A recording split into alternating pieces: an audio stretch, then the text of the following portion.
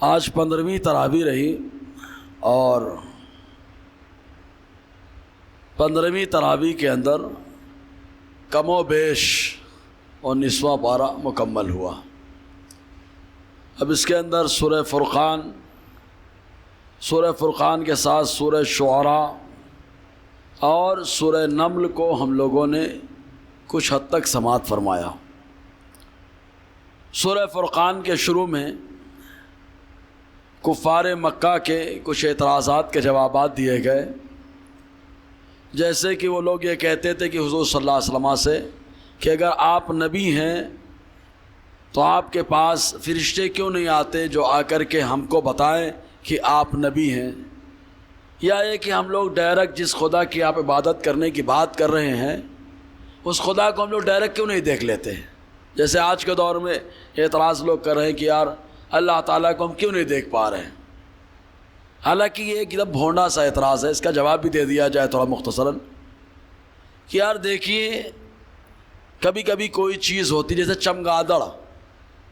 چمگادڑ کی آنکھ ہوتی ہے لیکن وہ سورج کو نہیں دیکھ پاتا۔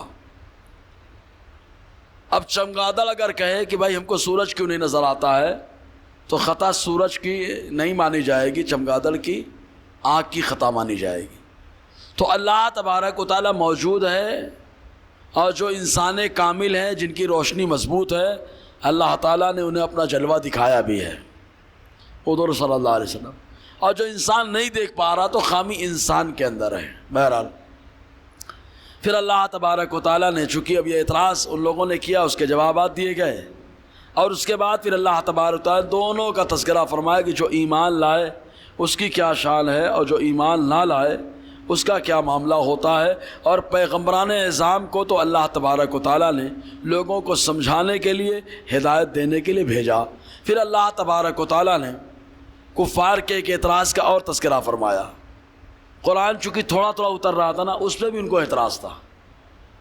بولتے تھے پرانی کتابیں جب آئی ہیں ایک ساتھ آ گئی، تورات، زبور، انجیل، سارے صحیفے ایک ساتھ آئے، قرآن کیوں تھوڑا تھوڑا آ رہا ہے؟ لولا نزل علیہ القرآن جملۃ واحدہ، کیوں نہیں قرآن اکٹھا اتر جاتا؟ تو اللہ تعالیٰ فرماتا ہے ان لوگوں کو تو نہیں سمجھ میں آئے گا، لیکن اے محبوب لنثبت بہ فؤادک ورتلناہ ترتیلا، اے محبوب ہم نے تھوڑا تھوڑا اس لیے اتارا تاکہ آپ کے دل کو سکون ملتا رہے۔ تو اللہ تبارک و تعالیٰ کے ہر کام میں بہت ساری حکمت ہیں۔ پھر اس کے بعد اللہ تعالیٰ نے موسیٰ علیہ السلام اور ان کے بھائی ہارون علیہ السلام کا تذکرہ فرمایا، پھر نوح علیہ السلام کا، قوم عاد کا، سمود کا، اصحاب رس، اور اللہ تبارک و تعالیٰ نے اسی طریقے سے ان قوموں کا تذکرہ فرمایا۔ اور پھر اللہ تبارک و تعالیٰ نے آسمان کو، پہاڑوں کو جو اللہ تعالیٰ نے پیدا فرمایا ان کا تذکرہ فرمایا۔ پہاڑ جو ہے یہ بظاہر دکھتے ہیں کہ فالتو کے ہیں، لیکن آپ دیکھنا پہاڑ انہی علاقوں میں زیادہ پائے جاتے ہیں تو سمندری علاقے ہوتے ہیں۔ کیوں؟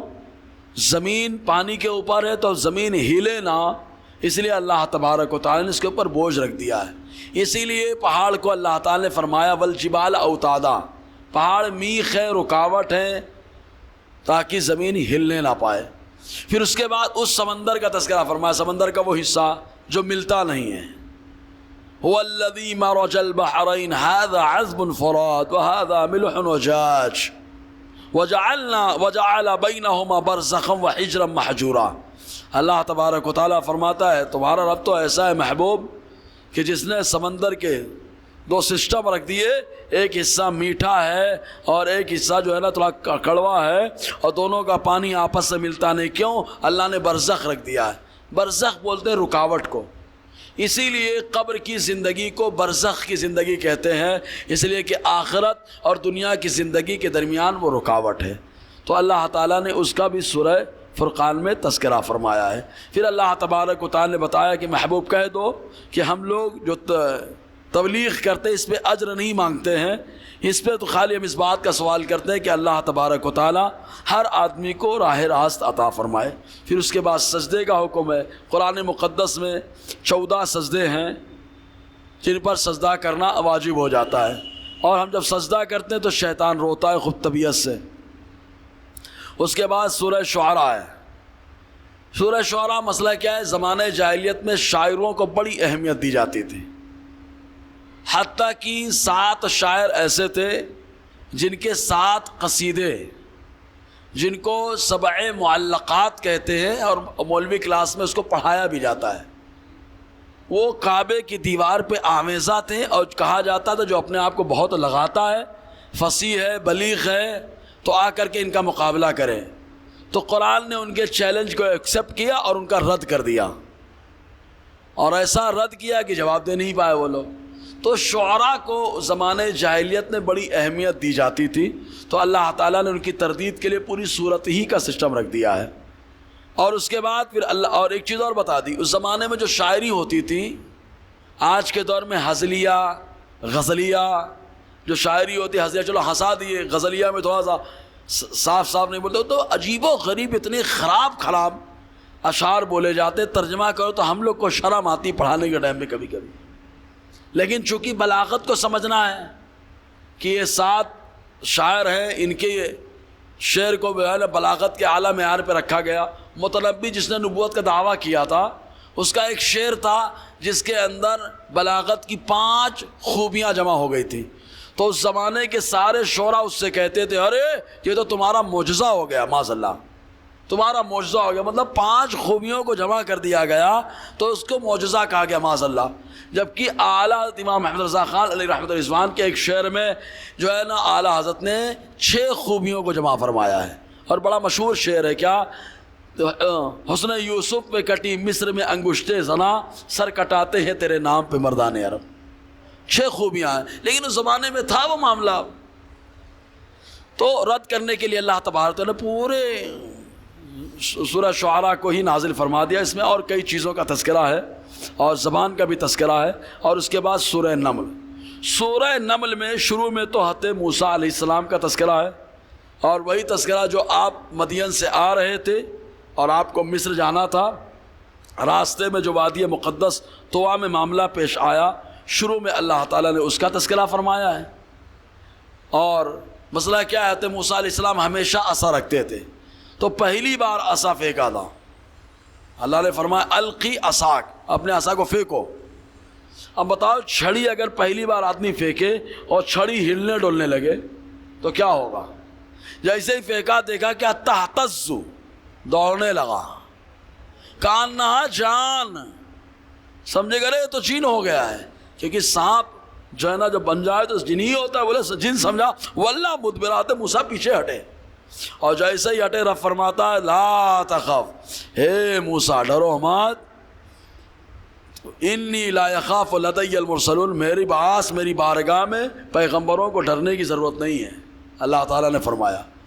اس کے بعد جو ہے وہ تربیت ہو گئی، پھر دوسری تربیت اللہ نے وہی فرمائی، ہاتھ آپ کا ید بیضا، روشن ہاتھ، ید مانے ہاتھ اور بیضا مانے چمکتا ہوا، ید بیضا۔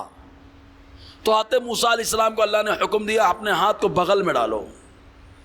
ابھی جیب ہے، جیب مانے گریبان بھی ہوتا ہے، تو اپنے گریبان میں ڈالو۔ تو حضرت موسیٰ نے ڈالا، تخرج بیضاء، نکلا ہاتھ چمکتا ہوا۔ اب بتاؤ اتنا ہاتھ اگر کسی کا چمکنے لگے تو کیا ہوگا؟ ہاتھ چمکنے لگا۔ اور اللہ تعالیٰ فرماتا ہے 9 معجزات دے کر کے موسیٰ اور ہارون کو ہم نے فرعون کے پاس بھیجا تھا، 9 معجزات گئے، وہی سب معاملہ ہوا، پھر مقابلہ ہوا جو بھی ہوا۔ پھر اس کے بعد اللہ تعالیٰ نے حضرت داؤد اور حضرت سلیمان علیہ السلام کا تذکرہ فرمایا ہے، اور رب فرماتا ہے کہ سلیمان کو ہم نے داؤد کا وارث بنا دیا، کیونکہ سلیمان علیہ السلام تو داؤد علیہ السلام کے بیٹے ہی ہیں نا، وارث بنایا اللہ تعالیٰ نے۔ اور اللہ تعالیٰ فرماتا ہے سلیمان کو ہم نے علم دے دیا، اور سلیمان نے خود کہا علمنا، اے لوگوں سنو مجھے علم دیا گیا منطق الطیر، پرندوں کی بولی سمجھنے کا، اور اللہ نے بہت ساری چیزیں مجھے عطا فرمائی۔ حضرت سلیمان کے لیے اللہ فرماتا ہے ہم نے جنوں اور انسانوں اور پرندوں کو جمع کر دیا ان کے لیے۔ اب یہاں پہ ایک بہت بڑی بات کہ وہ وادی نملہ جہاں پہ چونٹیاں رہتی تھیں، مونگیاں، اب اگر چونٹی بولے تو یار کچھ سمجھ میں نہیں آئے گا، یار کان کے پاس بھی لے کے جاؤ کاٹ لے گی، سوج جائے گا، لیکن سنا ہی نہیں پڑے گا۔ لیکن حضرت سلیمان اسلام اپنے لشکر کے ساتھ جانے لگے، وادی نمل میں پہنچے، قالت نملۃ، ایک چوٹی نے کہا ایھا النمل، اے چوٹیو ادخلوا مساکنکم، اپنے اپنے گھروں میں داخل ہو جاؤ۔ کیوں؟ کہیں ایسا نہ ہو کہ سلیمان ان کا لشکر تمہیں کچل ڈالے، وہم لا یشعرون، اور احساس بھی نہ ہو، چھوٹی چھوٹی ہو تم لوگ۔ اس نے یہ کہا اپنی قوم سے، چوٹی نے، فتبسم ضاحکا من قولها، حضرت موسیٰ علیہ السلام حضرت سلیمان علیہ السلام اس کی بات سن کر کے مسکرانے لگے۔ اب اندازہ لگائیے نبی کی سماعت کا عالم کیا ہے۔ اچھا چوٹی کیا بول رہی ہے ہم لوگ اس کی بولی سمجھ میں نہیں پائیں گے، پہلے تو سننا مسئلہ، پھر سن کر کے سمجھنا مسئلہ، لیکن حضرت سلیمان علیہ السلام نے سن بھی لیا، سمجھ بھی لیا اور مسکرا دیا۔ جی اس کے بعد اللہ تبارک و تعالیٰ کا شکر ادا کیا حضرت سلیمان علیہ السلام اور آگے بڑھ گئے۔ پھر ہدہد کا تذکرہ ہے۔ حضرت سلیمان علیہ السلام کے پاس ایک پرندہ تھا، اس کا نام تھا ہدہد۔ جب بھی آپ کا لشکر جاتا تو ہدہد کا ایک ہی کام ہوتا تھا، کیا؟ وہ لشکر کے آگے آگے اڑ اڑ کے جاتا اور دیکھتا کہاں پانی ہے، جہاں پانی ہے وہاں آتا اور آ کر کے بتاتا آگے پانی ہے، وہاں پہ رکا جا سکتا ہے۔ تو حضرت سلیمان علیہ السلام کو آگے بتا دیتا، وہیں پر جا کے ٹھہر جاتے، پورا لشکر ٹھہر جاتا۔ لیکن اتفاق سے ایک دن یہ غائب، بہت لمبا چلا گیا۔ کہاں چلا گیا؟ یمن۔ یمن میں ایک جگہ سبا میں ایک خاتون جن کا بلقیس نام، وہاں گیا، دیکھ کر کے پورا واپس ابھی آنے بھی نہیں پایا کہ حضرت سلیمان علیہ السلام نے فرمایا کیا بات ہے، مجھے ہدہد کہیں نظر نہیں آ رہا ہے، لگ رہا ہے غائب ہو گیا ہدہد۔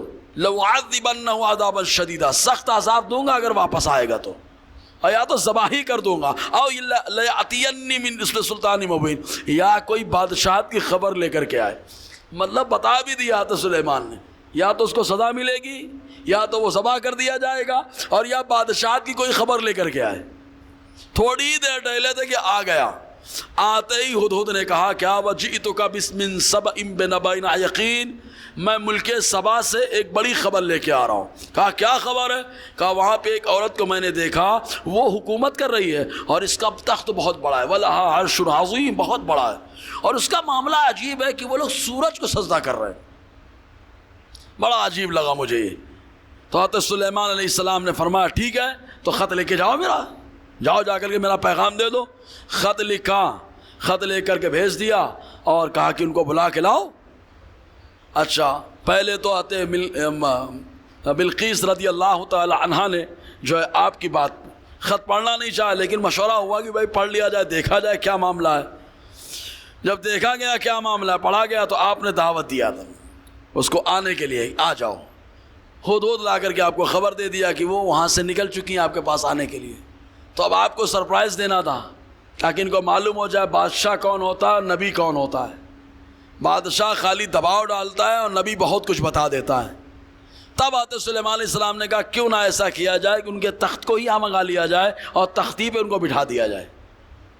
جب یہ مشورہ فائنل ہوا تو آپ نے فرمایا کون لا کر کے دے گا؟ پھر ان کے آنے سے پہلے کون لا کر کے دے گا؟ قال عفریت من الجن، ایک جن نے کہا میں لے آؤں گا، آپ اٹھنے بھی نہیں پائیں گے اپنی جگہ سے۔ اب دیکھو نبی کی بارگاہ میں ایک جن رہتا ہے، اتنا پاورفل ہے، وہ اللہ اٹھنے سے پہلے میں لا کر کے دے دوں گا۔ اور کتنی دوری ہے ملک شام سے یمن کی دوری؟ تقریباً 2000 کلومیٹر۔ کتنی دوری ہے؟ 2000 کلومیٹر دوری۔ اب 2000 کلومیٹر میں کیسے تخت رکھا ہے؟ کئی کمروں کے اندر ہے، سب میں تالا لگا ہوا ہے، لانا ہے۔ تو اس نے کہا میں لا کے دے دوں گا۔ معلوم ہوا کہ جن کے اندر یہ پاور ہے۔ اللہ تعالیٰ فرماتا ہے قال الذی عنده علم من الکتاب، ایک کتاب کے جانکار نے کہا، یعنی تورات اور زبور کے جانکار نے کہا۔ کون تھے وہ؟ آصف بن برخیہ، جو حضرت سلیمان علیہ السلام کے صحابی ہیں۔ انہوں نے کہا آپ پلک جھپکنے پہ نہیں پائیں گے، میں لا کر کے دے دوں گا۔ سبحان اللہ۔ اب یہاں پر چند باتیں پہلی بات یہ کہ سلیمان علیہ السلام کے صحابی کا اتنا پاور ہے تو مصطفیٰ کے صحابی کا کتنا پاور ہوگا یار۔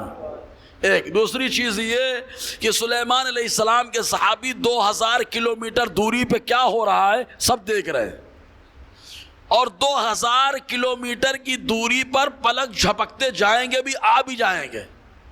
اللہ نے اتنی طاقت دی، ایک لمحے میں آئیں گے جائیں گے، اور ایک لمحے میں کوئی کہیں سے آتا جاتا ہے تو وہیں تک اس کو حاضر مانا جاتا ہے۔ جب سلیمان علیہ السلام کے صحابی حاضر و ناظر ہونے میں اتنے پاورفل ہیں تو سوچے مصطفیٰ کتنے پاورفل ہوں گے یار، ہے نا؟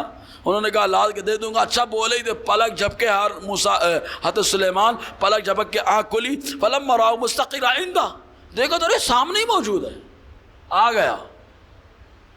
پھر اس کے بعد ملکہ بلقیس آئیں، اور آنے کے بعد گفتگو ہوئی، پھر اللہ تعالیٰ نے ان کو ایمان کی دولت عطا فرمائی، اور اس کے بعد تو سلیمان علیہ السلام نے ان سے نکاح فرما لیا تھا۔ انشاءاللہ آگے گفتگو رہے گی۔ اللہ تبارک و تعالیٰ ہم سب کو فیضان قرآن، برکات قرآن سے مالا مال فرمائیں۔